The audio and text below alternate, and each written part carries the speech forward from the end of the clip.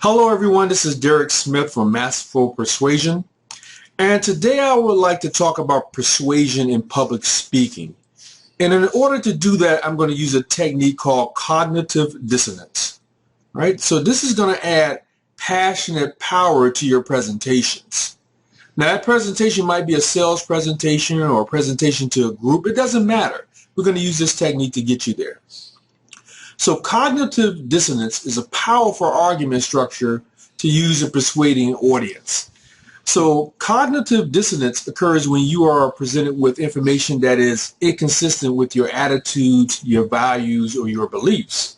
Now, this causes an uncomfortable emotional feeling as you consider or hold two contradictory ideas at the same time.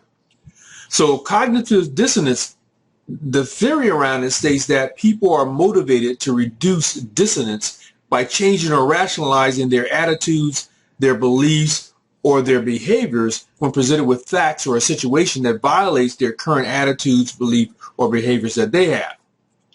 Now, dissonance in an argument structure is one thing that you want to consider. Creating dissonance in a speech can be an effective way to persuade your audience to change their attitudes, their beliefs, and their behaviors. So you would illustrate the audience's pain, then you would introduce safety or relief to that audience. So to use cognitive dissonance in an argument, first introduce a problem or a need that you know is probably in violation or opposition to an attitude, belief, or value that the audience holds. Now, this is going to create cognitive dissonance in the minds of that audience.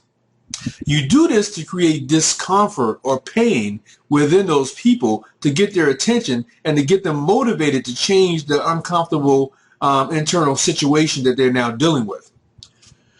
You then introduce additional information, a solution or an alternative to the dissonant information that restores cognitive balance or equilibrium for that audience. By doing this, you create a logical and emotional road for the audience to travel down towards the solution you introduce. Now, an example of constructive use of dissonance would be to introduce the audience to the concept of personal failure.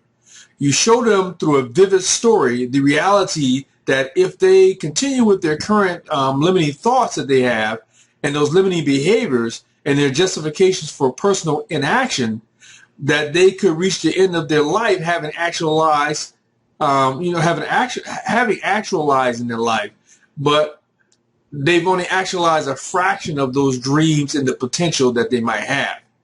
Now, this should create dissonance in that audience or in those people that you're talking to.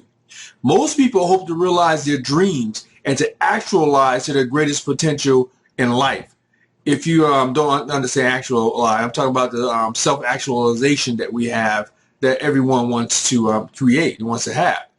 Now, if you share a vivid story viscerally, highlighting the reality that most people never realize anywhere near their full potential, you're going to create dissonance in those audience members that have high expectations for themselves and their lives. Now, the next step is that you can introduce tools that teach that audience personal empowerment, time management, and any other activity that's going to allow them to take greater control over their lives and their results. Now, by doing this, you will close the gap between the pain of dissonance they feel and their dream of where they would like to be. You have used dissonance to serve the audience, okay? If you merely tell the audience, I have these tools that you can use, they're less likely to feel the motivation to act on their own behalf than they will be if you say, see, hear, and feel the story of failure. You telling this story, right? This could be and probably will be you tell them, statistically speaking, of course. Now, you ask them, doesn't this hurt? Do they feel that pain? You want them to feel that pain. And then you're going to say to them, well, I have tools that's going to allow you to avoid this pain and gain the immense pleasure of personal success. Now, if you're a big Tony Robbins fan like I am, you've heard this thing. This thing about the pain and avoiding pain. Most people want to avoid pain.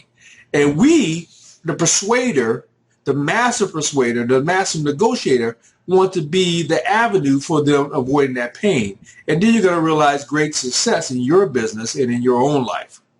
Now, where was I here? So if you do this, you've won, okay? And more importantly, the audience has been served by you and they win as well. Because remember, I'm all about win-win situations. So that's it for today. I want to talk a little bit about cognitive dissonance. Go look it up if you want to learn more. And then I want you to ask yourself, what do you want more of? Do you want more money? Do you want more career growth, fulfillment? The saying to get something we've never had, we have to do something we've never done is right. Right? There's a definite science and art to peak performance, to leadership, and to success. And you need to master your potential, your life, and your dreams, and your results in order to get that. So I hope that you come back and you visit my website and my videos often so you can learn masterful persuasion.